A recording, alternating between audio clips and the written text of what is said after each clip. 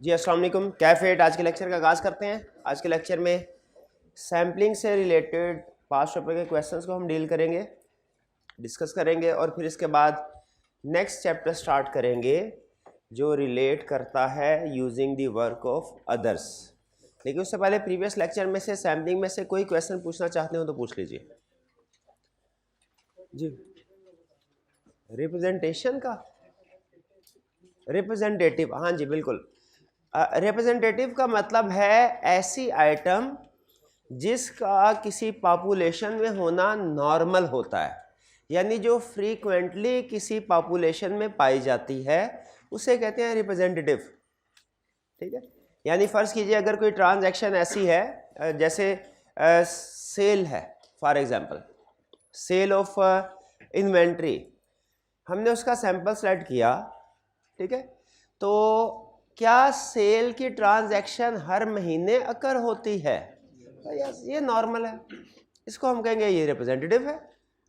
लेकिन अगर उस सेल्स की ट्रांजैक्शन में हर महीने फॉर एग्जांपल जो प्राइस का रेट है वो ₹10 लगाया गया है, ये नॉर्मल है क्योंकि बोर्ड ऑफ डायरेक्टर्स ने ₹10 प्राइस अप्रूव की है। अब अगर पता चला किसी एक महीने में प्राइस जो है वो 10 की बजाय 1 यूज़ की गई है, हमने इन्वेस्टिगेट किया तो पता चला वो एक आर्जी तौर पे किसी को एम्प्लॉय रखा था, उसने इनवाइस प्रिपेयर करते हुए ये गलती की है। ठीक, तो क्या अब ये ट्रांजैक्शन रिप्रेजेंटेटिव ऑफ पॉपुलेशन है जो किसी टाइम पे? नहीं, इसे हम कहते हैं एनोमली, जो वन ऑफ इवेंट की वजह से आए। वन ऑफ इवेंट की वजह से फिक्स एसेट्स हमने सेल किया, नॉर्मल फिक्स एसेट्स था, at the end of the life sale किया, लॉस हो गया, नॉर्मल है, प्रॉफिट भी हो सकता है लॉस भी हो सकता है। लेकिन ड्यूरिंग द ईयर फ्लड आया जिसकी वजह से मशीनरी डिस्ट्रॉय हुई, उसकी ऑपरेटिंग कैपेसिटी रिड्यूस हो गई, उसको सेल किया, उस पर लॉस आया। क्या ये लॉस रिप्रेजेंटेटिव ऑफ पॉपुलेशन है? क्या आप ये कह सकते हैं कि कंपनी के इसकी वजह से अब बाकी के फिक्स एसेट में भी रिस्क है कि वो भी लॉस पे ही डिस्पोज होंगे? नहीं, क्यों नहीं? क्योंकि ये जिस इवेंट की वजह से एरर हुआ है वो वन ऑफ इवेंट है, कभी कभार होता है, रोज रोज नहीं होता। ठीक है, तो वो रिप्रेजेंटेटिव ऑफ पॉपुलेशन नहीं है, इसे कहते हैं एनोमली। फिर जो रिप्रेजेंटेटिव नहीं है वो क्या होगा? एनोमली। ठीक है, तो स्टेप नंबर 1 में एज अ ऑडिटर हमारे सामने जब भी कोई एरर या मिस स्टेटमेंट या वीकनेस वगैरह डेविएशन जो भी प्रॉब्लम आती है तो स्टेप नंबर 1 पे हमने ये डिसाइड करना होता है ये वन ऑफ इवेंट की वजह से है यानी एनोमली है कि रिप्रेजेंटेटिव है। जब ये डिसाइड कर लें फिर इसका ट्रीटमेंट डिसाइड करते हैं हम। अगर तो ये रिप्रेजेंटेटिव ऑफ पॉपुलेशन है तो हम इसे प्रोजेक्शन में यूज करते हैं। जैसे अगर रिप्रेजेंटेटिव है 10 में से 2 मिस स्टेटमेंट्स हैं तो इसका मतलब जो बाकी का 100 की पॉपुलेशन है उसमें भी तो ये बार बार आ रही होंगी क्योंकि रिप्रेजेंटेटिव है, तो हम इसे फिर प्रोजेक्शन में यूज करते हैं। इस तरह की मिस स्टेटमेंट को हम कहते हैं 10 में से 2 मिस स्टेटमेंट, 100 में से कितनी होगी? 20। यह है प्रोजेक्शन। अब इसका मतलब यह है 2 की बेस पे हम यह कह रहे हैं बाकी की पॉपुलेशन में भी मिस स्टेटमेंट्स होगी लगभग 20 के करीब। ये है रिप्रेजेंटेटिव। और अगर एनोमली हो तो उसे प्रोजेक्शन में यूज नहीं करना। जैसे अब इसी सिचुएशन में 10 में से 2 प्रॉब्लम्स हैं, एरर सामने आए। एक एरर किसी टेम्परेरी एम्प्लॉय की वजह से था जो सिर्फ 1 महीने के लिए काम किया था जिसने, अब ये एनोमली होगी, डिसाइड कर लिया। अब इसको प्रोजेक्शन में यूज नहीं करना। यूज नहीं करने का मतलब क्या है? अब आप ये इस तरह कैलकुलेशन नहीं करेंगे 10 में से 2 के एरर्स हैं तो टोटल पॉपुलेशन में 20 के एरर्स होंगे, ऐसे नहीं, बल्कि इसे प्रोजेक्शन से एक्सक्लूड कर देना। एक्सक्लूड करने का मतलब क्या? अब आपने ये सोचना है 10 में 2 एरर नहीं है बल्कि 10 में 1 एरर है। हालांकि एक्चुअली 2 आए हैं लेकिन एक को एक्सक्लूड कर दिया, किस वजह से? वो एनोमली है। तो हम कहेंगे 10 में से 1 एरर है, 100 में कितने हो गए? 10, 10। ठीक है, हाँ, ऑडिटिंग स्टैंडर्ड ये कहते हैं कि बहरहाल ये जो एनोमली है ना ये भी है तो एरर, तो इसको आपने अपने पास वो जो क्यूमुलेटिव एरर शेड्यूल होता है ना, वो लिस्ट वगैरह जो होती है उसमें नोट कर लें। प्रोजेक्शन में यूज नहीं करना, लेकिन बहरहाल है तो एरर ही, तो अपने पास वो जो लिस्ट बनाई होती है ना, लिस्ट ऑफ एरर, उसमें इसको शामिल कर लें, प्रोजेक्शन में शामिल नहीं करना। क्लियर हो गया बात मेरे भाई? और कोई क्वेश्चन? प्रोजेक्टेड को टॉलरेबल से कंपेयर करते हैं तो तब भी उसको एनोमली को कंसीडर नहीं करते।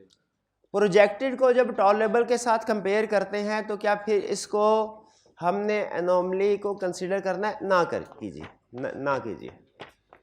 एक जगह पे वैसे थोड़ा सा मुश्किल हो जाएगा शायद कंसेप्ट, एक जगह स्टैंडर्ड ये कहता है कि जब आप प्रोजेक्शन कर लेना सारी, यानी 10 में से एक मिस स्टेटमेंट है तो 100 में कितनी होंगी? 10। वो कहता है फिर इस 10 में वो जो एक एनोमली वाली है ना वो भी ऐड कर सकते हैं। क्यों कर सकते हैं? क्योंकि बहरहाल वो एक एरर है, प्रोजेक्शन में यूज नहीं करना लेकिन बहरहाल एक एरर है। तो जब कभी आपके पास लिस्ट ऑफ एरर बना रहे हो, कहीं पे भी यूज कर रहे हो, चाहे वो प्रोजेक्टेड एरर की लिस्ट क्यों ना हो, उसमें इस एरर को ऐड कर, तो इस सूरत में हमारी जो टोटल कैलकुलेशन होगी एरर की वो फिगर बताएगी हमें 11, 10 प्रोजेक्शन वाले और एक एनोमली वाला। ठीक है, लेकिन एग्जाम में आपको कभी भी इतना डिटेल में कैलकुलेशन चेक नहीं करवाएगा, ना आज तक किया ना ही एक्सपेक्टेड है करवाएगा। बहरहाल कंसेप्ट बिल्ड कर दिया हमने। और कोई क्वेश्चन? नॉन स्टैटिस्टिकल सैंपलिंग में है कि does not use characteristic of statistical sampling, for example random selection. तो यह एग्जाम के में कहा कि नॉन स्टैटिस्टिकल में कोई भी सिलेक्ट कर सकता है, रैंडम सिलेक्शन या सिस्टमैटिक सिलेक्शन। जी जी जी, इसमें तो कैरेक्टरिस्टिक्स मैं एक्सप्लेन करता हूँ। स्टैटिस्टिकल सैम्पलिंग में उसने 3 चीज़ें बोली थी लाजमी होंगी: random selection, probability theory to evaluate result और मेजरमेंट ऑफ सैम्पलिंग रिस्क। इसमें ज़्यादा जो यूज़ होती हैं हमारे चैप्टर में 2 होती हैं, एक रैंडम सिलेक्शन और एक probability theory. Measurement of sampling risk सिर्फ वो एक डेफिनेशन की हद तक है। दोनों चीज़ें हों तो स्टैटिस्टिकल सैम्पलिंग होगी, एक चीज़ भी मिसिंग हो स्टैटिस्टिकल सैम्पलिंग, यानी रैंडम, क्या पॉसिबल है कि रैंडम सिलेक्शन तो हो लेकिन प्रोबेबिलिटी की यूज़ ना किया जाए, तो फिर वो कौन सी वाली है? Non statistical. हाँ, कि रैंडम यूज़ हुआ है। ठीक है, तो लाजमी नहीं है ये कंसेप्ट कि जब कभी भी रैंडम यूज़ होगा वो स्टैटिस्टिकल सैम्पलिंग ही होगी, लाजमी नहीं है, क्योंकि स्टैटिस्टिकल सैम्पलिंग के लिए दोनों कंडीशन पूरी होना जरूरी है, रैंडम भी प्रोबेबिलिटी थ्योरी भी। तो इसीलिए उसने एक जगह पे लिखा है कि अगर स्टैटिस्टिकल सैम्पलिंग कर रहे हैं तो रैंडम और सिस्टमैटिक ये 2 मेथड यूज़ करें, और अगर कर रहे हैं नॉन स्टैटिस्टिकल तो तीनों यूज़ कर सकते हैं। तो स्टूडेंट का क्वेश्चन ये है कि सर अगर हम रैंडम नॉन स्टैटिस्टिकल सैम्पलिंग है, इसमें रैंडम मेथड को यूज़ करेंगे या इसमें सिस्टमैटिक को यूज़ करेंगे तो ये स्टैटिस्टिकल नहीं बन जाएगा? नहीं बन जाएगा। क्यों नहीं बन जाएगा? क्योंकि हो सकता है दूसरी कंडीशन पूरी ना हो रही हो सकता है दूसरी, टोटल 3 कंडीशन बताई ना उसने स्टैटिस्टिकल में, तो एक अगर यूज़ हो भी रही हो तो मे भी दूसरी ना हो। क्लियर हो गया मेरा भाई क्वेश्चन? ये था ना। और कोई सवाल? जी, हाइब्रिड क्लास की तरफ से कोई क्वेश्चन? कोई क्वेश्चन नहीं है। अब हम चलते हैं फिर पास पेपर के। ये अटेंटिव होके अगर आपने इन सवालों के जवाब दे दिए मतलब आपका चैप्टर तैयार है। ठीक है, और ये वॉल्यूम 1 में जो क्वेश्चन सेलेक्ट किए जाते हैं ना, खासतौर पे केस स्टडीज, ये आपकी मॉडल केस स्टडीज होती हैं।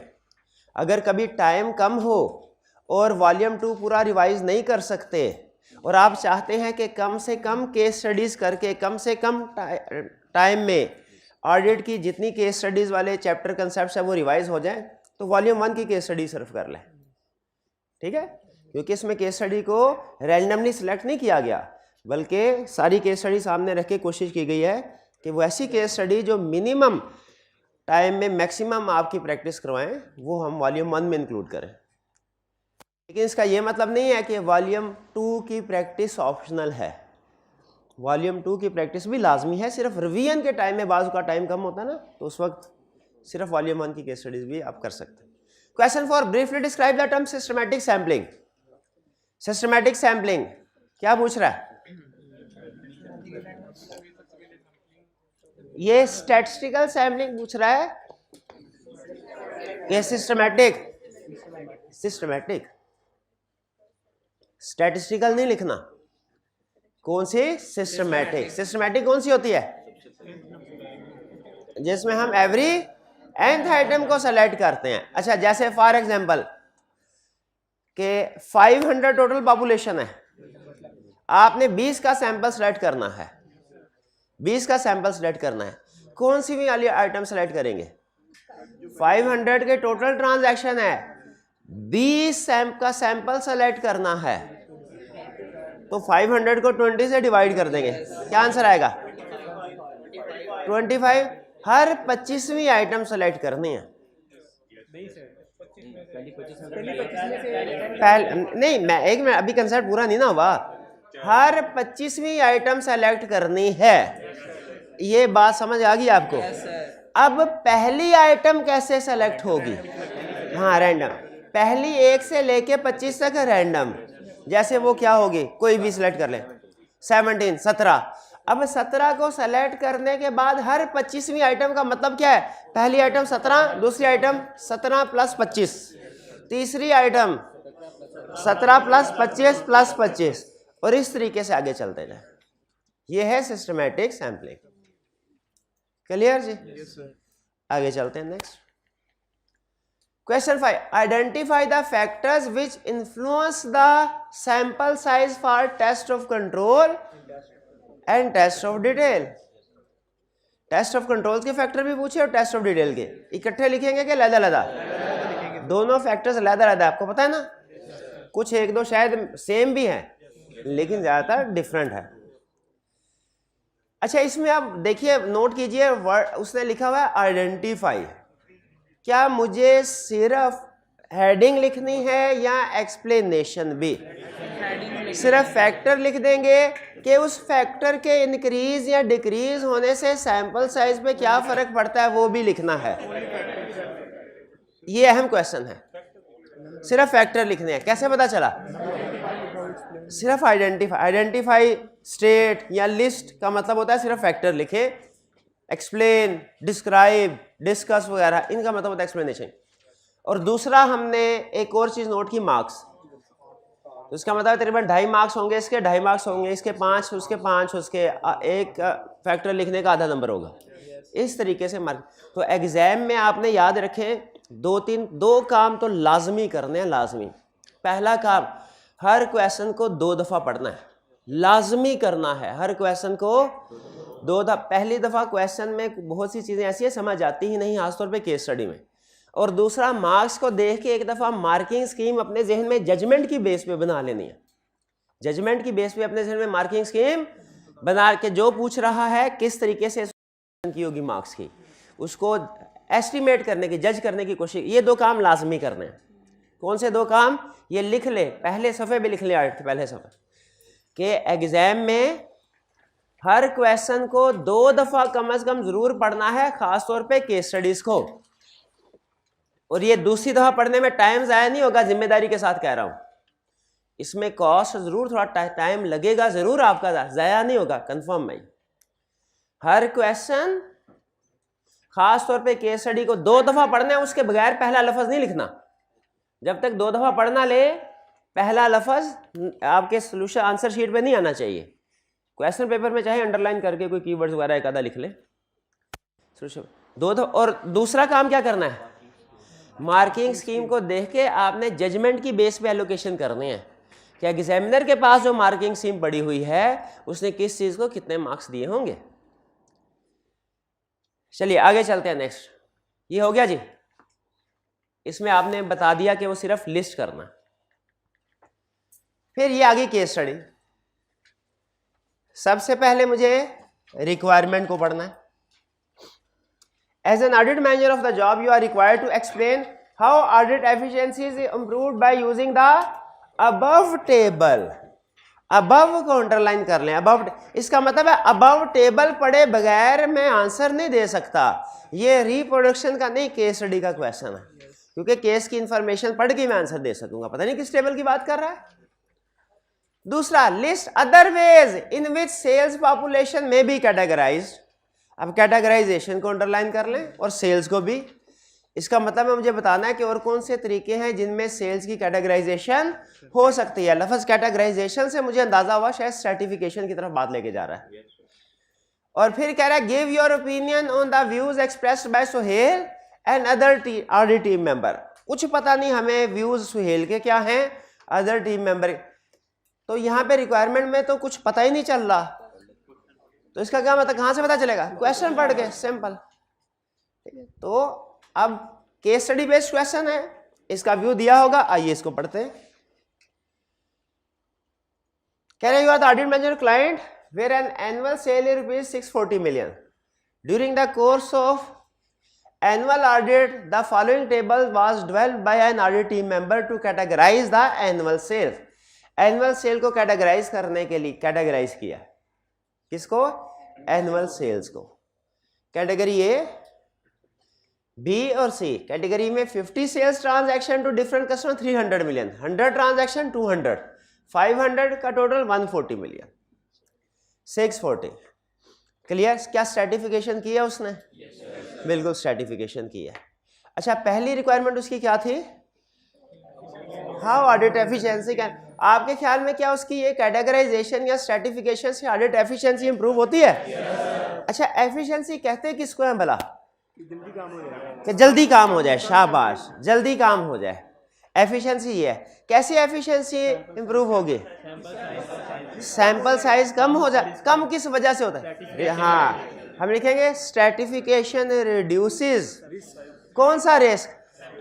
हाँ, stratification reduces sampling risk. Therefore sample size is also reduced, hence audit efficiency is improved. ठीक है, जब सैंपल साइज कम होगा तो काम कम करना पड़ेगा. सेम एविडेंस कम रिस्क की वजह से आपको जल्दी मिल जाएगा.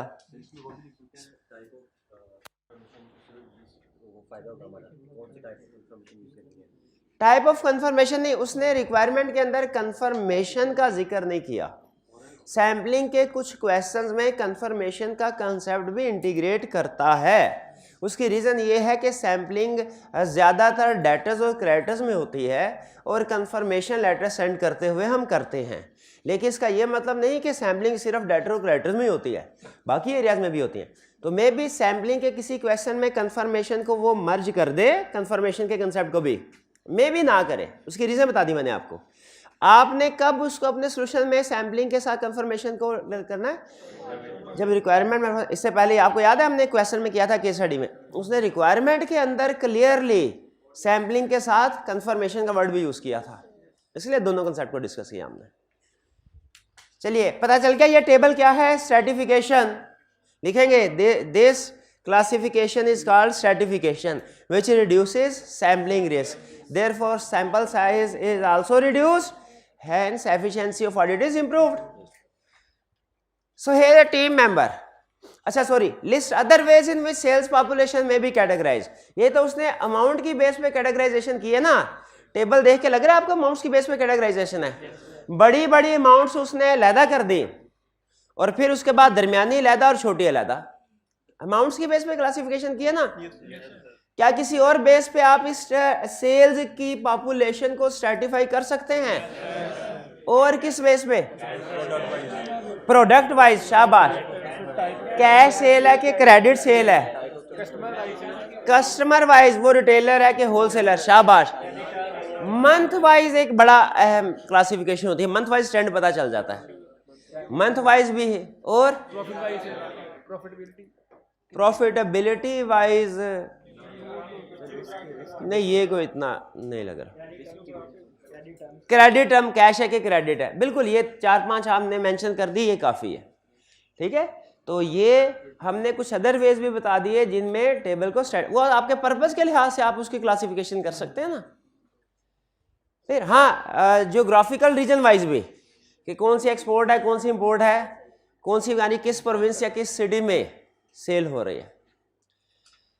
थर्ड, अच्छा सॉरी, आगे इसके बाद अब ये दो पहले वाले दो हमने रिस्पॉन्ड कर दिए. अब आगे चलते. कह रहा है Sohail a team member is of the view that if verification of all the transaction in category A is carried out, there is no need to perform further procedures. However, other team members do not agree and consider that proper sampling should be carried out from the total population and categorization should be ignored. दो point of view सामने है, एक सोहेल का, एक other team है. Point of view हमारे सामने आ गया. सोहेल क्या कहता है? कहता है टॉप की कैटेगरी एक में सबको सेलेक्ट कर लो और बाकियों को इग्नोर कर दो क्योंकि तकरीबन 50% तो लगभग हो ही जाएगा. क्या ये पॉइंट ऑफ व्यू ठीक है? आधी बात पे हम उसको शाबाश देंगे और आधी बात पे नहीं देंगे. किस बात पे उसको शाबाश देंगे? कि वो कह रहा है कैटेगरी ए की सारी आइटम को सेलेक्ट करो, ये अच्छी बात होना चाहिए। इसका पर्पस क्या होता है? To cover large portion of population. लेकिन गलत बात क्या है? कह रहे कैटेगरी बी और सी को इग्नोर। हम कहेंगे नहीं, जब हम स्ट्रेटिफिकेशन करते हैं every class should be selected, ठीक है, to give opinion on entire population.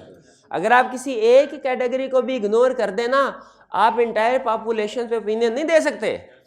आप सेलेक्टेड पॉपुलेशन पे ओपिनियन दे सकते हैं, इंटायर पे नहीं दे सकते अगर एक को भी इग्नोर किया।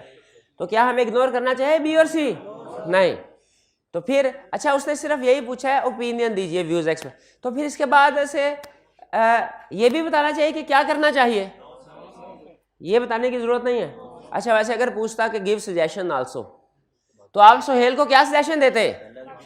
कहते सोहेल भाई कैटेगरी ए की बात हम आपसे एग्री करते हैं, लेकिन sample should also be selected from category B and C. ये सजेशन होगी हमारी। क्लियर? अच्छा, फिर आगे अदर टीम मेंबर्स क्या कहते हैं कि proper sampling should be carried out from the total population. उनकी इस बात से हम एग्री करते हैं कि सारी पॉपुलेशन में से सैंपल उठाना चाहिए, लेकिन बाय इग्नोरिंग कैटेगराइजेशन नहीं, नहीं नहीं, बाय रिटेनिंग कैटेगराइजेशन। कैटेगराइजेशन को रिटेन रखें। और इसमें भी लेकिन एक और बात भी है, क्या कि कैटेगराइजेशन में कैटेगरी ए में सैंपलिंग ना करो, ए में सैंपलिंग ना करो। ए में तो small number of large values है, इनमें तो सबको सेलेक्ट कर लेना बेहतर है, इनमें सबको सेलेक्ट कर लेना बेहतर। हाँ, जो बाकी की पॉपुलेशन है उसमें से सैंपलिंग करें। तो सोहेल ने गलती क्या की? सोहेल ने गलती ये की कि कैटेगरी बी और सी को कंप्लीटली इग्नोर कर दिया। और अदर टीम मेंबर्स ने गलती क्या की? उन्होंने कैटेगराइजेशन को इग्नोर कर दिया।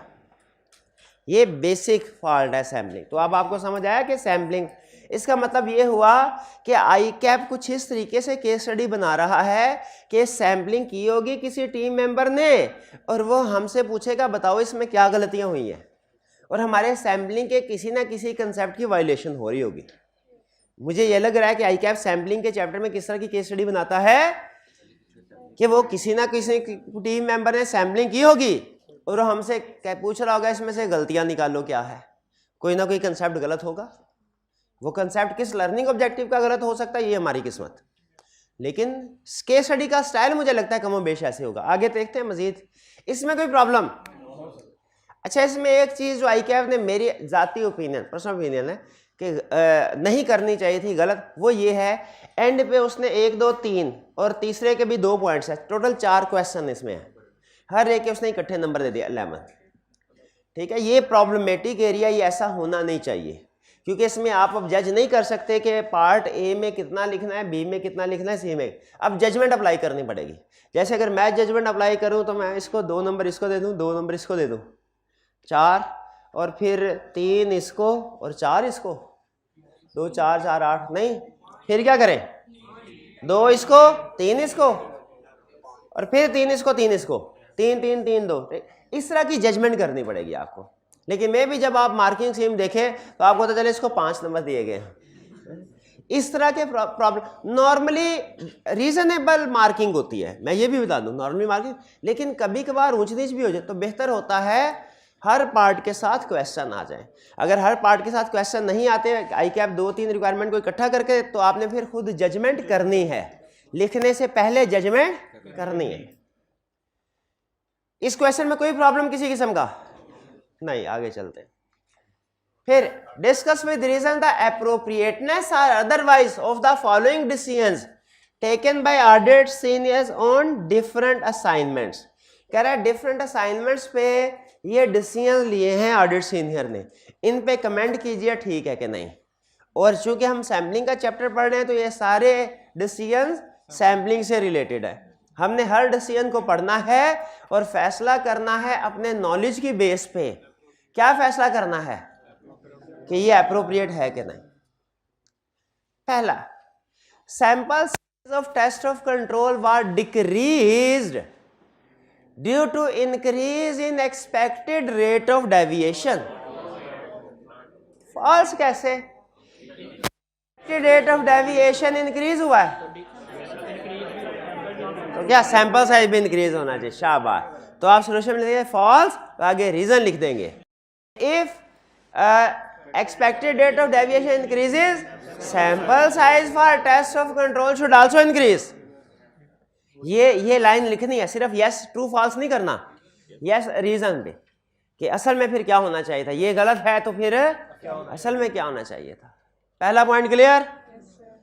चलिए B, in view of the increase in auditors desired level of assurance, desired level of assurance को अंडरलाइन कर लें। फिर आगे वो एक्सप्लेन कर रहा है कि एश्योरेंस में किस चीज की ऑब्टेन कर रहा हूं। That all label miss statement is not exceeded by actual misstatement in the population. ये जो आगे है ना assurance that all label miss statement is not, ये जो फ्रेज उसने हमें बताया इस वजह से बताया ताकि हमें पता चल जाए हम टेस्ट ऑफ डिटेल परफॉर्म कर रहे हैं। हालांकि मेरा ख्याल है कोई इससे ज्यादा फर्क पड़ता ना, टेस्ट ऑफ कंट्रोल में भी सेम फैक्टर है। बहरहाल तो असल फोकस हमारा किसके ऊपर है होना चाहिए? Toll level misstatement is not exceeded by actual misstatement in the population, इसके ऊपर या के डिजायर्ड लेवल ऑफ एश्योरेंस पे? Desired level. ये तो हमारा रेलिवेंट फैक्टर है। ये वाली लाइन तो उसने सिर्फ एक्सप्लेन किया है कि टेस्ट ऑफ कंट्रोल है कि टेस्ट ऑफ डिटेल। ठीक है, तो हमें पता चल गया कि टेस्ट ऑफ डिटेल में auditor desired level of assurance को इंक्रीज करना चाहता है। क्या करना चाहता है? इंक्रीज करना चाहता है डिजायर्ड लेवल ऑफ एश्योरेंस को। तो उसने क्या किया? The audit senior increase the sample size of test of details, test of detail का ही सैंपल साइज इंक्रीज। तो सही किया? बिल्कुल ठीक है, क्लियर? चलिए, और अगर यहाँ पे लिखा होता increase sample size of test of control, फिर गलत। ये और ये उसने किया हुआ है, ये इसने किया हुआ है। एक लफ्ज से सारा कंसेप्ट मैच हो रहा था, टेस्ट ऑफ डिटेल की बजाय टेस्ट ऑफ कंट्रोल, इंक्रीज की बजाय डिक्रीज। ठीक है, इन अल्फाज से फिर आपका कंक्लूजन इंटायरली चेंज हो जाता है। C, sample size of test of control was decreased because the sampling was done after stratification. तो ये ठीक है ना, स्ट्रैटिफिकेशन से रिस्क कम हो जाता है तो सैंपल साइज कम, ठीक है ना भाई? ये टेस्ट ऑफ कंट्रोल की बात कर रहा है। स्ट्रैटिफिकेशन रेलिवेंट फैक्टर है टेस्ट ऑफ डिटेल के लिए, टेस्ट ऑफ कंट्रोल के लिए नहीं है। तो ये डिसीजन उसका गलत है, because stratification is not a relevant factor for test of control या for sample size of test of control. D, sample size of test of detail was increased due to increase in tolerable rate of deviation. Increase in tolerable rate of deviation की वजह से sample size for test of detail increase हुआ। Again for wrong decision। कैसे? Tolerable rate of deviation is not a relevant factor for test of details। Clear जी? ये दोनों relevant factor नहीं है। ये बताया था ना आपको, वो रेलिवेंट फैक्टर में और इंक्रीज डिक्रीज में घुमाता है। Last, as the expected rate of deviation was unacceptably high. अच्छा हाँ, ये पॉइंट था, ये शायद एक लाइन लिखी हुई थी, ये कल के लेक्चर में डिस्कस नहीं। अनएक्सेप्टेबली, ये लफ्ज आपने कहीं पढ़ा है पूरे चैप्टर में? सैम्पलिंग अनएक्सेप्टेबली हाई का लफ्ज पढ़ा है किसी ने पूरे चैप्टर में? क्या कह रहा है वो? कि अगर एक्सपेक्टेड रेट ऑफ डेविएशन ज्यादा है तो सैंपल साइज ज्यादा बढ़ा दो, यही सीखा है ना। लेकिन कहता है अगर अनएक्सेप्टेबली हाई है सैम्पलिंग करो ही ना, सैम्पलिंग करो ही ना, टेस्ट ऑफ कंट्रोल ना करो। देखिए यही बात लिखी है। इसकी रीजन क्या है? अगर आपको पता चले किसी जगह पे डेविएशन जो है वो फॉर एग्जांपल अंदाजा है कि डेविएशन थोड़ी ज़्यादा होंगी, 8% होगी, 10% होंगी, तो आप क्या करेंगे? रिस्क ज़्यादा है टेस्ट ऑफ कंट्रोल में, सैंपल साइज बढ़ा देंगे। और अगर आपका ख्याल हो कि 60-70% होंगी डेविएशन, क्योंकि 60-70% डेविएशन बाद में कंफर्म हो भी गई कि अगर इतनी ही है तो भी आपने इसी नतीजे पे पहुंचना है। भाई अगर पहले ही पता चल रहा है एक चीज हमारे काबू से बाहर है तो स्टार्ट करने की क्या जरूरत है? भाई अगर सीए, किसी ने बताया सीए मुश्किल है, आपने कहा मैं मेहनत करूंगा और कर लूंगा, ज्यादा मेहनत करूंगा, कर लूंगा। उसने कहा सीए इतना मुश्किल है कि आप जितनी मेहनत करते हो आपको 50 साल लग जाएंगे, जितनी आपकी मसरूफियात हैं दूसरी और जितना आपको पढ़ने की आदत है।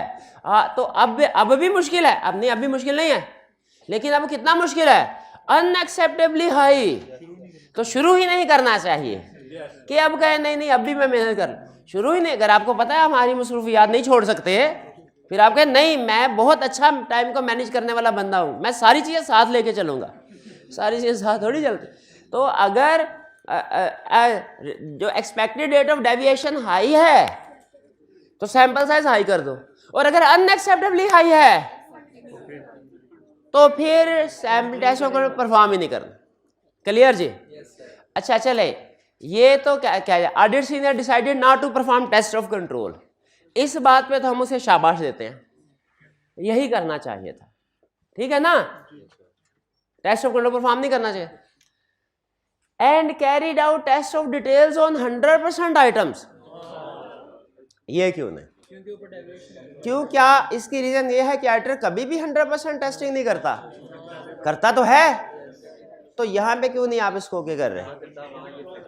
हाँ, इसलिए कि जिन सिचुएशन में वो 100% टेस्टिंग करता है उनमें ये फैक्टर लिखा ही नहीं हुआ, कहीं नहीं लिखा हुआ कि अगर auditor test of control perform ना करे तो टेस्ट ऑफ डिटेल 100% करे, कहीं नहीं लिखा। देख ले, पढ़ के देख ले, ठीक है?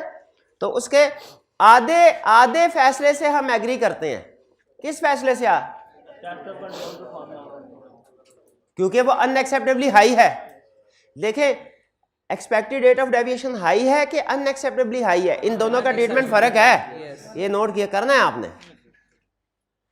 तो कैरीड, लेकिन ये जो उसने कहा 100%, ये रेलिवेंट डिसीजन नहीं है, ये सही डिसीजन नहीं है। 100% टेस्टिंग का फैसला टेस्ट ऑफ कंट्रोल की बेस पे नहीं बल्कि अदर फैक्टर्स की बेस पे होना चाहिए। ऐसा ही है, ये मेरा भाई मुझे बताएगा किस बेस पे, किन सिचुएशन में, कौन सी लिस्ट है जिसमें 100% आइटम को टेस्टिंग करते हैं?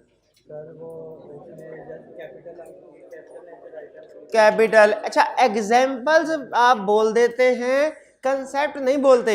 हालांकि एग्जाम में, क्लास में एग्जाम्पल बोली जाती है कंसेप्ट समझाने के लिए। एग्जाम में आपने कंसेप्ट बताना होता है, एग्जाम्पल नहीं।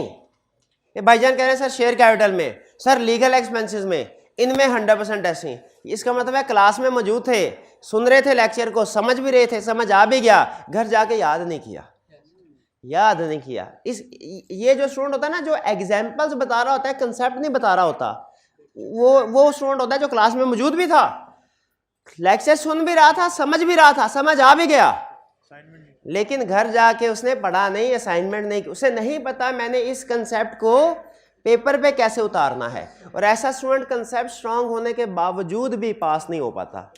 ये भाईजान इंशाल्लाह हो जाएंगे, क्योंकि अभी टाइम है, अभी टाइम है, ठीक है? क्योंकि कंसेप्ट अगर होना तो याद करने के ज़्यादा टाइम नहीं चाहिए होता है, लेकिन आप शुरू कर दें याद करना। बहरहाल नहीं, ये एक स्टूडेंट तो सिर्फ वो बेचारा पकड़ा जाता है। ये बेसिकली जो मैं क्लास में कोशिश करता हूँ, एक दो स्टूडेंट की प्रॉब्लम कभी डिस्कस ना करूँ, बाकी का टाइम ज़्यादा, वो प्रॉब्लम डिस्कस करूँ जो ज़्यादातर स्टूडेंट्स की होती है। तो ये प्रॉब्लम सिर्फ इन भाई की नहीं बल्कि ज़्यादातर स्टूडेंट्स, इनमें किसी में कोई प्रॉब्लम? आगे चलें। Define anomalous error. Anomalous error क्या है? डेफिनेशन याद है? कितने स्टूडेंट्स को एनॉमली की डेफिनेशन याद है? एनॉमली कह ले, एनॉमलस एरर कह रहे हैं, एनॉमलस मिस स्टेटमेंट कह ले, एनॉमलस डेविएशन कह रहे हैं।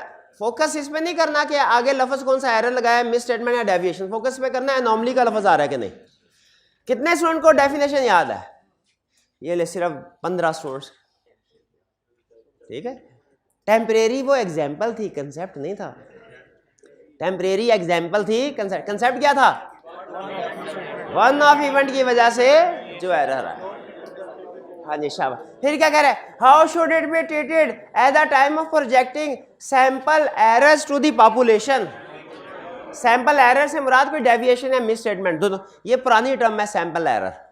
अब वो कहता है सैंपल डेविएशन या सैंपल मिस स्टेटमेंट। एरर का मतलब होता है, एरर बेसिकली दोनों को कवर कर लेता है, डेविएशन को भी और मिस स्टेट, यानी ये कहना चाह रहा है कोई ना कोई गड़बड़ है। लेकिन अब जो वर्ड यूज करेगा स्पेसिफिक, ये पुरानी टर्म पुराने स्टैंडर्ड में यूज होती थी, अब रिवाइज होगी। तो प्रोजेक्शन कैसे करनी है? हाँ, not to be used in projection, anomalous error is not used in projection, ठीक है। however it is included in cumulative error list of cumulative error schedule, ठीक है। प्रोजेक्शन में यूज नहीं करने, लेकिन लिस्ट ऑफ मिस स्टेटमेंट में add कर देना, इसमें कोई प्रॉब्लम? क्वेश्चन 9, फिर देखिए requirement, comment on sampling approach adopted by audit team. यानी इसका मतलब है किसी ना किसी टीम ने अप्रोच अडॉप्ट की है और हमें क्या कह रहे हैं, इसके ऊपर कमेंट करो, कमेंट करो। इसका मतलब क्या हुआ, कमेंट करना है हमने, कोई ना कोई गड़बड़ होगी इसमें। जो चीज़ें ठीक हो रही हैं उनको जाने देना है, जहाँ पे कोई गड़बड़ हो रही है वहाँ पे उसको बताना है। कह रहा है you are the audit manager on Apple distribution limited, while reviewing the audit planning documentation you found that the audit team has selected 100 out of a total of 2550 debtors for balance confirmation. अच्छा, अब यहाँ पे confirmation के लफ्ज को भी underline कर लें। इसका मतलब है सैम्पलिंग भी आ गई, शायद किसी जगह पे कंफर्मेशन की बात भी आ जाए, ठीक है। सैम्पलिंग भी, सैम्पलिंग अप्रोच भी आ गई, कंफर्मेशन। कई दफा ऐसे करते हैं ना, सैम्पलिंग के क्वेश्चन को कंफर्मेशन के साथ मिक्स कर देता है। इसकी रीजन क्या है अभी बताइए? क्योंकि ज्यादातर सैम्पलिंग डेटा और कैरेक्टर में यूज होती है, लेकिन हमेशा नहीं कह रहा, ज्यादातर। अच्छा, पहला क्या मैं ये गलती उसकी ढूंढूं कि भाई तेरे 2500 आइटम है, तू इतना सुस्त है, इतना काम चोर, तूने सिर्फ 100 आइटम सेलेक्ट किए 2500 में से। सैंपल साइज पे कमेंट नहीं करना जब तक हमें फैक्टर्स ना बता दे, ठीक है। अच्छा, क्या रीजन हुई होगी? भैया वो प्राइस बोले, भाई प्राइस ठीक, अगर है कोई मुझे तो प्राइस ले आए। क्या रीजन मौजूद हुई होगी कि इतना कम सैंपल साइज सेलेक्ट किया? बता, 1 मिनट हरी, एक ये भाई बताएंगे। एक्सपेक्टेड रेट ऑफ डेविएशन, इसको expected rate of miss statement, expected miss statement क्यों बोला, रेट ऑफ डेविएशन क्यों नहीं? टेस्ट कैसे पता चला टेस्ट ऑफ डिटेल है? उसने कहीं नहीं लिखा। कहाँ से पता चला टेस्ट ऑफ डिटेल है? हाँ, balance confirmation, balance confirmation test of detail का ही प्रोसीजर है। Balance confirmation test of detail में ही करते हैं। अमाउंट्स को वेरीफाई कर रहे हैं हम कंफर्मेशन में, कि प्रोसेस को, अमाउंट्स को वेरीफाई कर रहे हैं, ठीक है मेरे भाई। तो इसमें कौन से, अच्छा क्या हुआ होगा? एक्सपेक्टेड मिस स्टेटमेंट डिक्रीज हुई होंगी, शाबाश। और क्या हुआ होगा? रिस्क, बेहतरीन, शाबाश लाइन पे, शाबाश। रिस्क डिक्रीज हुआ होगा, शाबाश। और एक और बता, और स्ट्रैटिफिकेशन की होगी। स्ट्रैटिफिकेशन टेस्ट और डिटेल के लिए रेलिवेंट था, बिल्कुल था, शाबाश, ठीक है जी, ठीक। अच्छा, इसका मतलब है 100 वाला एरर नहीं है, 2500 में से 100 को उठाया, ये एरर नहीं है। वो डिपेंड करता है उसके फैक्टर्स पे, हो सकता है फैक्टर्स उसके फेवर में हो, सैंपल साइज कम कर लिया। कह रहा है details are as follows, 50 largest debtors constitute approximately 40% of total debtors. 2550 में से अगर सिर्फ 50 को अलग कर लेना, वो टोटल का 40% बन जाते हैं। Out of these 10 have been selected. अगर भाई small number of large values है, all should have been selected, all should have been selected. 50 के 50 सेलेक्ट कर, पहली गलती, एग्री करते हैं? सेकेंड, 90 अदर डेटास वर सेलेक्टेड थ्रू हैphazard सैम्पलिंग, इससे एग्री करते हैं? It depends, it depends. अगर स्टैटिस्टिकल सैम्पलिंग यूज की गई है तो गलत, अगर नॉन स्टैटिस्टिकल सैम्पलिंग यूज की गई है तो ठीक। और ये आपने लिखना है इफ करके, क्योंकि हैphazard सैम्पलिंग इजाजत है, लेकिन कैसे? नॉन स्टैटिस्टिकल में। अच्छा, अगर यही सारी लाइन सेम होती, हैphazard की जगह लिखा होता ब्लॉक सैम्पलिंग, फिर कहते हैं कर ही नहीं सकते। और अगर लिखा होता है रैंडम सैम्पलिंग, फिर कुछ भी डिस्कस, फिर कहते हैं सब कुछ ठीक है। रैंडम लिखा होता है सब कुछ, क्योंकि वो हर सूरत में इजाजत है। ब्लॉक लिखा होता है, कहते हैं नहीं ठीक, क्योंकि उसकी कभी भी इजाजत नहीं है। और अगर हैफेजर्ड लिखा होता तो हम कहते इफ स्टैटिस्टिकल नो इजाजत, इफ नॉन स्टैटिस्टिकल यस इजाजत। ठीक है जी, ये इफ करके बात कर देंगे। अब ये दो गलती हमने आइडेंटिफाई कर ली पहले। ऑल डेटर्स बिलो ₹5,000 वर इग्नोर्ड एज इमटेरियल। अच्छा ये ठीक ही है, ठीक नहीं किया?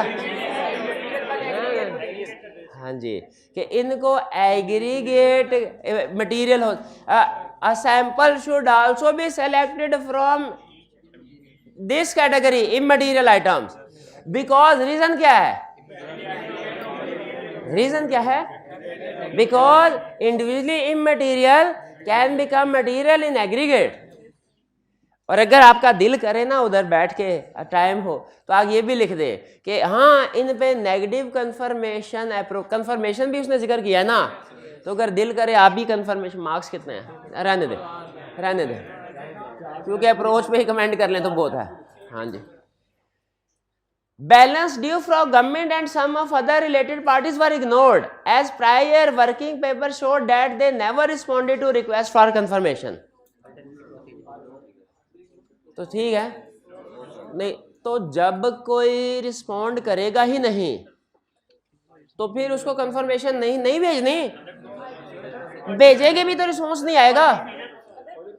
अच्छा उसका ये डिसीजन ठीक है कि कंफर्मेशन नहीं भेजनी क्योंकि जवाब आता ही नहीं है, ये डिसीजन ठीक है, लेकिन इसको इग्नोर कर देना ये गलत। तो फिर क्या करना चाहिए? Alternative procedure. शाबाश, ठीक है। तो अगर किसी पार्टी को कंफर्मेशन लेटर भेजे और उससे जवाब ही ना आए तो उसको इग्नोर कर दिया जाए कि उसने हमें इग्नोर किया, हम उसको इग्नोर कर देंगे। ऐसे नहीं होता, ऑडिट नहीं ऐसे, ऑडिट में ऐसे नहीं होता। ऑडिट में आपने क्या करना है? फिर क्या करना है? फिर अल्टरनेटिव प्रोसीजर। शाबाश शाबाश। इस केस स्टडी में कोई प्रॉब्लम? चलिए, चारों पॉइंट्स में गलतियां थी इत्तेफाक से, चारों को हमने, 4 ही नंबर थे, एक नंबर होगा प्रोबेबली हर एक। Differentiate between tolerable misstatement and performance materiality. हाँ, ये वो लाइन है जिसने सैम्पलिंग के चैप्टर को क्लियरली डिफरेंशिएट करवाया आपके वो नॉर्मल ऑडिट से। तो परफॉर्मेंस मटेरियलिटी की डेफिनेशन पक्का है आपको याद नहीं होगी, पक्का है। कितने स्टूडेंट्स को परफॉर्मेंस मटेरियलिटी की डेफिनेशन याद है? हाथ उठाइए जरा, ये देख लें। अच्छा मुझे ये बताइए, 4 स्टूडेंट्स को याद, ये मैंने तुक्का लगाया होगा कि आपको याद नहीं है, इत्तेफाक से तुक्का चल गया, ऐसे ही होगा ना कि कोई जजमेंट होगी, कोई एक्सपीरियंस होगा। अच्छा मुझे ये बताइए, मेरा जो एक्सपीरियंस है वो और जो आई कैब का एक्सपीरियंस, हम में से किसका एक्सपीरियंस ज़्यादा है? आई कैब का ज़्यादा है। मैं 10-12 साल हुए मुझे पढ़ाते शुरू हुए, आई कैब तो 50 साल से पेपर ले रहा है। क्या जो चीज़ मुझे पता है आई कैब को भी पता नहीं होगी कि बच्चे कौन कौन से कंसेप्ट को छोड़ गया? सोचिए ज़रा एग्जामिनर के माइंड में, तो आई कैब क्या जो चीज़ें आप छोड़ के जाते हैं उनमें से पेपर सेट करेगा कि जो चीज़ें आप कवर करके जाते हैं? आई कैब बन के सोचना, स्टूडेंट बन के नहीं सोचना। तो दोनों में से नहीं, ये सी और बीए में यही फ़र्क है। बीए में वो कहते हैं जो स्टूडेंट करके आया ना वो 10 सवाल याद है, बीए 10 सवाल देते थे उस उसमें से 7 आ जाते थे। जिस दिन 7 में से 1 आउट ऑफ कोर्स आता था और 6 आ जाते थे, हालांकि करने 5 ही होते थे, उस दिन हड़ताल हो जाती थी, पेपर आउट ऑफ सिलेबस आ गया। ऐसा हमारे साथ भी ऐसे हुआ, बीकॉम में ऐसा। तो सीए में ऐसा नहीं करेगा, होना भी नहीं चाहिए, क्योंकि जो प्रोफेशनल है उसे सारी चीज़ें आनी चाहिए, ठीक है। अच्छा आप मुझे ये बताइए, तो फिर जिस कंसेप्ट का मतलब क्या हुआ, जो कंसेप्ट आपको मुश्किल लगे ना, तो आपका जो शैतान है ना अंदर, शाम को मिलने आता होता है हमसे, वो आपसे कहेगा इसको छोड़ दे, ये बहुत मुश्किल है, इसकी बजाय आसान वाला दोबारा तैयार कर ले, आसान वाला दोबारा तैयार, इसमें से कौन सा पूछ लेना उसने। लेकिन फौरन आपने लाहौर वाला के बाद पढ़ना है और याद आ जाना चाहिए, हाँ सर ने कहा था क्या कि जो मुश्किल होगा, अगर हमारे लिए मुश्किल है तो दूसरों के लिए भी मुश्किल है। अगर दूसरों के लिए मुश्किल है तो आई कैप को भी पता होगा मुश्किल है, और अगर आई कैप को पता चल गया मुश्किल है तो वो उसी में से पेपर सेट करेगा। तो याद रखें जो मुश्किल कंसेप्ट होते हैं उनके पेपर में आने का चांस ज़्यादा होता है, उनके ऊपर ज़्यादा मेहनत करनी है। लेकिन आखिरी महीने हम रूल स्टूडेंट के लिए ना उस्ताद के तौर पे आखिरी महीने में रूल बदल देते हैं। आखिरी महीने हम उस स्टूडेंट को कहते हैं भाई जो याद है ना उसी को पक्का कर लो तो बड़ा है। अब आखिरी महीने कोई नई टेंशन पालने से बेहतर है जो यार, लेकिन अभी टाइम है ना आपके पास, इसीलिए आपके प्रीवियस कोई कंसेप्ट अगर वीक है ना तो ये ना सोचे ये कौन सा आई कैप ने पूछ लेने हैं। आई कैप कोई भी कंसेप्ट पूछ लेता है। बल्कि सच्ची बात मेरा ख्याल था एक कंसेप्ट ऐसा था ऑडिट में, उस पेपर से मैंने बहुत कुछ सीखा। उसे एक अटैम्प्ट थी कि वो एक अटैम्प्ट थी कुछ 4-5 साल पहले, कि मेरा ख्याल था ये ऐसा कंसेप्ट है जिसको ऑडिट से दूर दूर तक कोई ताल्लुक नहीं था, भी नहीं ताल्लुक, प्रैक्टिस में भी नहीं था। और आई कैप कभी भी इसमें से बाकी सब कुछ पूछ ले ये सवाल नहीं पूछेगा, और आई कैप ने वही क्वेश्चन पूछ लिया। उस अटैम्प्ट के बाद फिर मैंने ये पक्का सुर बनाया कि छोटी से छोटी चीज़ भी होगी ना छोड़नी नहीं है, छोड़नी नहीं है, छोड़ दे। हाँ बच्चे फेल हो गए, उस 4-5 नंबर के क्वेश्चन की वजह से बच्चे फेल हो गए। वो जो 95-96 नंबर वाला पेपर था ना उस वजह से पास नहीं हो सके। और जो बच्चा फेल हुआ पूछा भी उससे मैंने, कहता है सर कॉन्फिडेंस लूज हो गया। तो 4-5 नंबर का जो क्वेश्चन है उसमें कॉन्फिडेंस, जो 95-96 नंबर का आता था उससे कॉन्फिडेंस गेन नहीं हुआ। मर्जी है भाई आपकी, आपका कॉन्फिडेंस आपकी मर्जी, जहाँ मर्जी लूज हो जाए। चलिए आगे चलते हैं।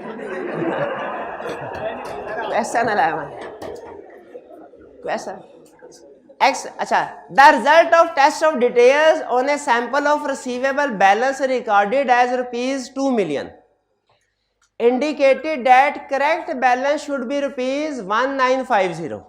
यानी 2 मिलियन की पॉपुलेशन थी, ये के सैंपल था, 2 मिलियन का सैंपल था। इस सैंपल से हमें पता चला कि 1950 एक्चुअल अमाउंट होनी चाहिए। अच्छा उसने क्लियरली नहीं बताया मिस स्टेटमेंट की अमाउंट क्या है।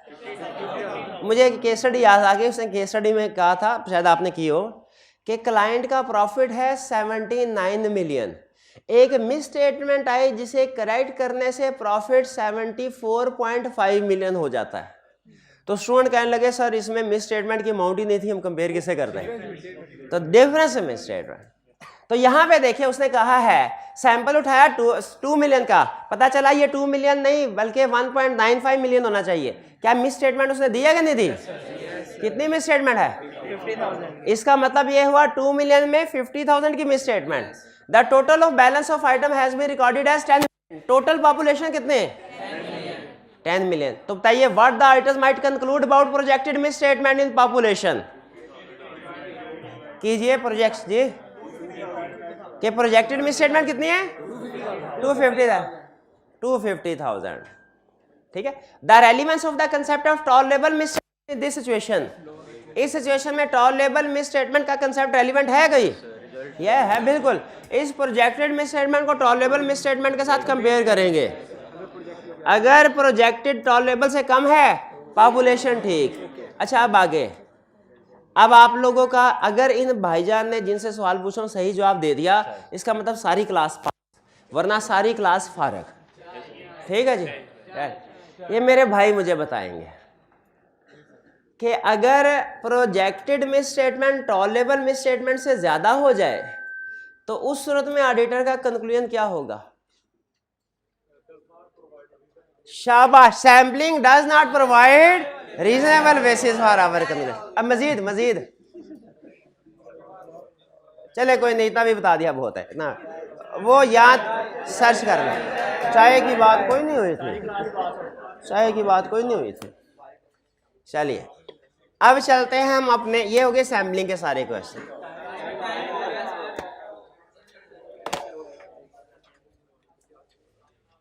टाइम अभी है 6-7 मिनट हैं और ये कंसेप्ट आप पहले पढ़ चुके हैं। कंसेप्ट ना पढ़ चुके हो तो बताए, सिर्फ ये 2-3 छोटे से पॉइंट नहीं होंगे। पहला, अच्छा सुन ले जरा, थीम आज सिर्फ समझ ले, थीम डेवलप कर रहा हूं। लर्निंग ऑब्जेक्टिव 1 सिर्फ थीम डेवलप करता है, आपका बेसिक इंफॉर्मेशन है, पढ़ना कल से है। चैप्टर 18 हमारे ऑडिट में कुछ फरिश्ते हमारी मदद भी, हमारे लिए फरिश्ते होते हैं, वो मदद करते हैं, ठीक है। वो हाँ शाबाश, वो प्रीडिसेसर ऑडिटर सबसे पहले हमारी एक्सेप्टेंस स्टेज पे हेल्प करता है, ओपनिंग बैलेंसेस वेरीफाई करने में भी हेल्प करता है, फिर इंटरनल ऑडिटर, फिर एक्सपर्ट, फिर कंपोनेंट ऑडिटर, फिर क्वालिटी कंट्रोल रिव्यूअर, ठीक है। अच्छा, प्रीडिसेसर ऑडिटर सिर्फ दो उसके पॉइंट्स हैं, एक्सेप्टेंस स्टेज और ओपनिंग बैलेंसेस, वो हम पढ़ चुके हैं दोनों। फिर इसका कंपोनेंट ऑडिटर हमारे सिलेबस में नहीं है। क्वालिटी कंट्रोल रिव्यूअर उस वक्त हमारे काम आता है जब कोई थ्रेट ज़्यादा हो, कोड ऑफ एथिक्स में थ्रेट ज़्यादा होना, तो उसको हम सारे डॉक्यूमेंट्स रिव्यू करा, भाई देख लो कोई हमने गड़बड़ तो नहीं कर दी। तो ये तीन तो लैदा हो गए। अब बाकी रह गए दो, एक्सपर्ट और इंटरनल ऑडिट। इन दोनों को, ये दोनों लोग प्रोफेशनल हमें कैसे हेल्प करते हैं एविडेंस ऑब्टेन करने में, किन सिचुएशन में हेल्प करते हैं, क्या हेल्प करेंगे, और अगर हेल्प करेंगे तो इनका काम हमने आंखें बंद करके एक्सेप्ट कर लेना है कि कुछ चेकिंग करनी है। ये सारी डिस्कशन इस चैप्टर में होगी। चैप्टर का टाइटल जरा पढ़िए, क्या है? Using the work of others. Others से मुराद टोटल अदर्स 5 है, लेकिन हमारे इस चैप्टर के स्कोप में 2 अदर शामिल हैं, इंटरनल ऑडिटर और एक्सपर्ट। बाकी 2 किसी और जगह पे हम पढ़ चुके हैं, और एक हमने सीफैप लेवल पे पढ़ना है, कंपोनेंट ऑडिटर वाला। तो ये हो गए 2, कौन कौन सा? इंटरनल ऑडिटर और एक्सपर्ट, ठीक है जी। पहले हम इंटरनल ऑडिटर स्टार्ट करते हैं, क्योंकि ये हमारा पेटी भाई है, इसका तरीकाकार और हमारा चूंकि तकरीबन मिलता जुलता है, तो ये हमें आसानी से समझ आ जाएगा, ठीक है। यूजिंग दिस चैप्टर में कौन से 2 प्रोफेशनल के वर्क को यूज करना सीखना है? इंटरनल ऑडिटर और एक्सपर्ट। पहले किसको स्टार्ट कर रहे हैं? इंटरनल ऑडिटर को। किस लिए? पेटी भाई है, काम मिलता जुलता है, आसानी से समझ आ जाएगी। तो इंटरनल ऑडिटर, सबसे पहला इंटरनल ऑडिटर का स्कोप क्या होता है? इससे पहले आप हमें बताया एक्सटर्नल ऑडिटर का स्कोप क्या होता है वाला, यानी हम जो स्टैट्यूटरी ऑडिटर, हमारा स्कोप होता है सिर्फ और सिर्फ फाइनेंशियल स्टेटमेंट्स को वेरीफाई करना, या वो जो लॉ ने अगर कोई एडिशनल चीज कह दी हो तो वो चेक करना है, बाकी कोई चीज चेक करना हमारे स्कोप में शामिल नहीं है, ठीक है। इंटरनल ऑडिटर का स्कोप क्या है? जो डायरेक्टर्स कह दे। हमारा स्कोप तो लॉ ने डिफाइन कर दिया ना कि फाइनेंशियल स्टेटमेंट पे रीजनेबल एश्योरेंस ऑब्टेन करना है, कहानी खत्म। बाकी जो चीजें हमने कहा कम्युनिकेट करो या पीने वो करनी है, मेजर हमारा स्कोप फाइनेंशियल स्टेटमेंट के। लेकिन इंटरनल ऑडिटर को किसने पॉइंट किया होता है? डायरेक्ट। तो इंटरनल ऑडिटर का स्कोप क्या होगा? जो भी डायरेक्टर कह देंगे। जो मैक्सिमम स्कोप हो सकता है वो ये 6 चीजें हैं, 2 3 4 5 चीजें हैं। मैक्सिमम स्कोप जो हो सकता है ये 5। लेकिन याद रखिएगा अल्टीमेटली बाजू का तो हो सकता है प्रैक्टिकली कहीं जाए, आपको पता चले इंटरनल ऑडिटर सिर्फ 3 काम कर रहे हैं, आप उसे कहें हमने तो पढ़ा था 5 चीजें आपके स्कोप में शामिल होती हैं, क्योंकि 5 हो सकती थी, डायरेक्टर ने कहा ये 2 काम नहीं करना, ये 3 करने हैं। हम नौकर की थे नखरा के, हम तो नौकर हैं, एम्प्लॉयज हैं, जो डायरेक्टर कहेगा वो काम करेंगे। एक जगह जाएंगे इंटरनल ऑडिटर सिर्फ एक ही काम कर रहा होगा, आप पूछेंगे एक ही, हमने तो 5 पढ़े थे। और एक जगह जाएंगे और हैरत से उछल ही पड़ेंगे,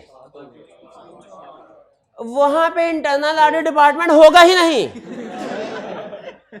आप कहेंगे ये क्या? अच्छा, थोड़ी थोड़ी खुशी भी होगी, क्योंकि अगर इंटरनल ऑडिट डिपार्टमेंट नहीं है ना, तो इंटरनल ऑडिट वाले जितने भी कंसेप्ट है ये भी परफॉर्म नहीं करना है। लेकिन हैरान जरूर होंगे इंटरनल डिपार्टमेंट क्यों नहीं है? डायरेक्टर बताएगा इसलिए कि external audit required by law है, internal audit required by law नहीं है। तो हम अंदाजा लगाते हैं, अगर हमें लगे फायदा ज्यादा नुकसान कम है तो इंटरनल ऑडिट डिपार्टमेंट को स्टैब्लिश कर लेते हैं। अगर हमें लगे नहीं कॉस्ट ज्यादा है बेनिफिट कम है, हम कहते हैं रहने दो। क्लियर होगी ये बात? तो इंटरनल, अच्छा आपके ख्याल में अगर मैं आपसे कहूं एक एक्टिविटी बताएं जो आपके ख्याल में इंटरनल ऑडिट डिपार्टमेंट को सबसे ज्यादा परफॉर्म करनी चाहिए। इंटरनल कंट्रोल, पहला काम यही है, मॉनिटरिंग ऑफ।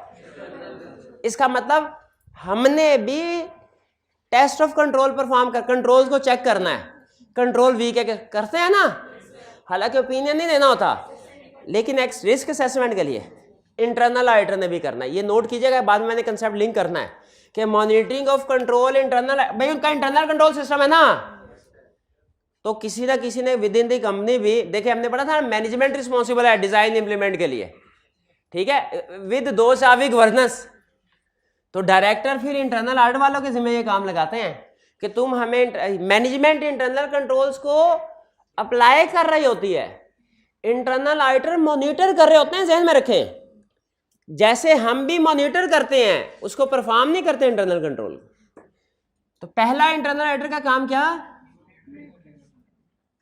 हम कहेंगे ये तो हम भी करते हैं, हम करते हैं कि नहीं इंटरनल कंट्रोल की टेस्ट करते हैं, टेस्ट ऑफ कंट्रोल हम भी करते हैं। दूसरा काम इंटरनल ऑडिटर ने बताया, सर वो जो कंपनी लॉ में लिखा हुआ है ना, क्वार्टरली फाइनेंशियल स्टेटमेंट्स और annual financial statement share holder को भिजवानी है, तो वो उनको भिजवाने से पहले ना हम इंटरनल ऑडिट वाले भी उनको एग्जामिन करते हैं वो ठीक है कि नहीं।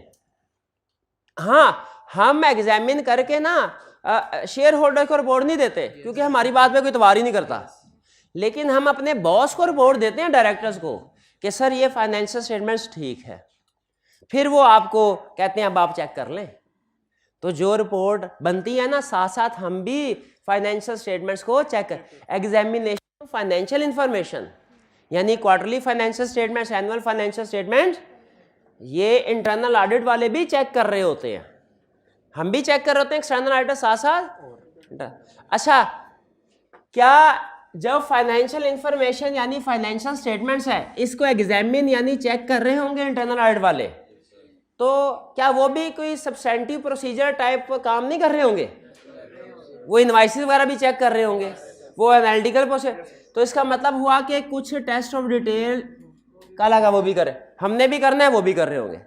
ये कंसेप्ट ध्यान में रखिएगा कि इंटरनल ऑडिटर की कुछ एक्टिविटीज हमारे से रेलिवेंट है। रिव्यू ऑफ कंप्लायंस में लॉज एंड रेगुलेशन के, कंपनी के ऊपर जितने भी लॉज एप्लीकेबल हैं वो पूरे हो रहे हैं कि नहीं, वायलेशन तो नहीं हो रही। रिव्यू ऑफ ऑपरेटिंग एक्टिविटीज के, कंपनी के ऑपरेशंस ठीक है कि नहीं, ठीक है, कंपनी के ऑपरेशंस ठीक है कि नहीं। जैसे आपको बताया था ना, वो बिजनेस के 3 ऑब्जेक्टिव होते हैं, preparation of reliable financial statement, compliance with laws and regulation और efficiency and effectiveness of operation, ठीक है। तो वो फाइनेंशियल स्टेटमेंट ये हो गया, लॉ ये हो गया, और ऑपरेशंस ये कि कंपनी के ऑपरेशन इफेक्टिवली एफिशिएंटली काम कर रहे हो, यानी इकोनॉमिक हो, एफिशिएंट हो, इफेक्टिव हो। अच्छा, इस काम से ऑडिटर को कोई गर्ज नहीं होती, इस काम से ऑडिटर को 3 E's का मतलब क्या है कि जो काम हो रहा है वो एफिशिएंट हो, इफेक्टिव हो, इकोनॉमिक हो। और स्पेशल इन्वेस्टिगेशन, अगर कंपनी के अंदर कोई फ्रॉड का खतरा हो तो डायरेक्टर किसको कहते हैं, तफ्तीश करके बताओ, क्या पुलिस वालों को कहते हैं, किसको, पहले इंटरनल ऑडिटर को। अच्छा, अगर आपने ये एक्टिविटीज पढ़ ली है ना, तो आपसे $1 मिलियन क्वेश्चन पूछने लगा हूं, 2 बल्कि 2। पहला क्वेश्चन, एक्सटर्नल ऑडिटर का स्कोप भी आपने चैप्टर 2 में पढ़ लिया, to objective assurance. Internal auditor scope भी आपके सामने है, बताइए किसका स्कोप वाइडर है, एक्सटर्नल ऑडिटर का। गलत, इंटरनल ऑडिटर का स्कोप वाइडर है। एक्सटर्नल ऑडिटर के स्कोप में सिर्फ फाइनेंशियल स्टेटमेंट्स हैं, सिर्फ फाइनेंशियल स्टेटमेंट्स हैं, या किसी हद तक इंटरनल कंट्रोल को भी वो चेक करता है। ऑपरेशंस स्कोप में नहीं, इन्वेस्टिगेशन करना स्कोप में नहीं है। इसीलिए याद रखिए पहला असूल कि इंटरनल ऑडिटर का स्कोप वाइडर होता है, एक्सटर्नल ऑडिटर का स्कोप सिर्फ फाइनेंशियल स्टेटमेंट। इंटरनल ऑडिटर ने पूरे बिजनेस को देखना है, एक्सटर्नल ऑडिटर ने सिर्फ फाइनेंशियल स्टेटमेंट्स को देखना है। नहीं समझ आ रही, क्लियर? यानी यूं समझ लीजिए, ये है इंटरनल ऑडिटर का स्कोप और ये है एक्सटर्नल ऑडिटर का, सिर्फ फाइनेंशियल स्टेटमेंट से रिलेटेड। ये जो बाकी के ऑपरेशंस हो रहे हैं ये इंटरनल ऑडिटर ने देखना है, एक्सटर्नल ऑडिटर ने नहीं। क्लियर? अच्छा, दूसरा सवाल, क्या ऐसा होता है, explain with the help of example करना है, क्या ऐसा होता है कि एक्सटर्नल ऑडिटर और इंटरनल ऑडिटर का काम कॉमन हो, यानी जो काम एक्सटर्नल ऑडिटर ने करना है वो इंटरनल ऑडिटर भी कर रहा हो? हाँ, शाबाश, ये सही बता दिया। एग्जाम्पल, जैसे कौन सा काम? Monitoring of internal control. तो मुझे बताइए, अब वो सवाल जिसकी वजह से ये स्टैंडर्ड इजाद हुआ, अगर एक काम इंटरनल ऑडिटर ने भी करना है, एक्सटर्नल ऑडिटर ने भी करना है, और इंटरनल ऑडिटर ने ऑलरेडी कर लिया है, क्या एक्सटर्नल ऑडिटर को वो दोबारा से करना चाहिए कि उस काम की चेकिंग करके, रिव्यू करके कि ठीक हुआ है, कोई गड़बड़ नहीं, उसको यूज कर ले? यही कंसेप्ट है इसका, और ये चैप्टर यही बताता है कि किन सिचुएशन में, वो कहता है इंटरनल ऑडिटर का हर काम आप यूज नहीं कर सकते, इंटरनल ऑडिटर का हर काम यूज नहीं कर सकते, ठीक है। वो देखा लतीफा सुना होगा आपने, वो अंधेरा बहुत ज्यादा था, बारिश हो रही थी, पिछली गाड़ी वाला कहने लगा यार सड़क पे पानी पता नहीं कहाँ कम है कहाँ ज्यादा है, तो मैं ऐसा करता हूँ अगली गाड़ी जा रही है उसके पीछे गाड़ी लगा देता हूँ, जहां जहां ये जाएगा कोई खड्डा खुड्डा आया खुद ही गिरेगा, मुझे पता चल जाएगा, दाएं बाएं हो जाऊंगा। आगे चल के अचानक आगे वाली गाड़ी रुक गई, पिछला हॉर्न दे जाए, ओ भाई गाड़ी आगे साइड में कर, गाड़ी आगे साइड में कर।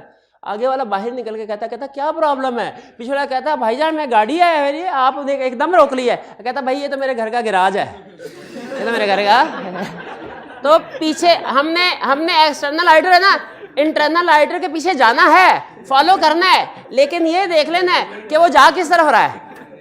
अगर वो इस तरफ जा रहा है जिस तरफ हमने जाना है, फिर उसके काम को यूज कर लो, लेकिन अगर वो उस तरफ जा रहा है जिस तरफ हमने नहीं जाना, फिर उसका पीछा नहीं करना, फिर उसका वर्क यूज नहीं। यानी इंटरनल ऑडिटर का हर वर्क हमने यूज नहीं करना, सिर्फ वही यूज करना जो रेलिवेंट होगा। क्लियर? अब ये टॉपिक आपको बताएगा कौन सा वर्क रेलिवेंट है कौन सा नहीं, और जो रेलिवेंट है उसे यूज करने से पहले क्या एहतियातें करनी है। फिर से ये चैप्टर क्या बताएगा कि कौन सा वर्क हमारे लिए रेलिवेंट है कौन सा नहीं, और जो रेलिवेंट है उसे यूज करने से पहले क्या करना है। 30 सेकंड में वो कंसेप्ट जो पहले पढ़ लिया था चैप्टर 2 में, इस आज के दिन की वजह से पढ़ाया था।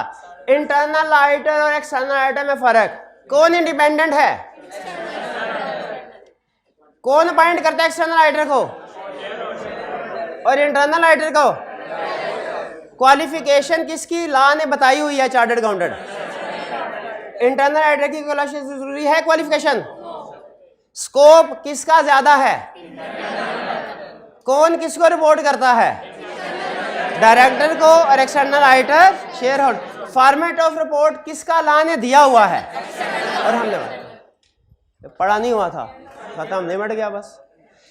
ये बहुत अहम कंसेप्ट, अभी नहीं बताना, नहीं बता रहा, नहीं पढ़ा रहा, सिर्फ ये बता रहा हूं, कल मुझे याद करवाना है आपने कि सर ये पढ़ाए बगैर अगला लफ्ज नहीं पढ़ाना, कोई ये कंसेप्ट समझाए बगैर अगला लफ्ज नहीं। क्लियर जी?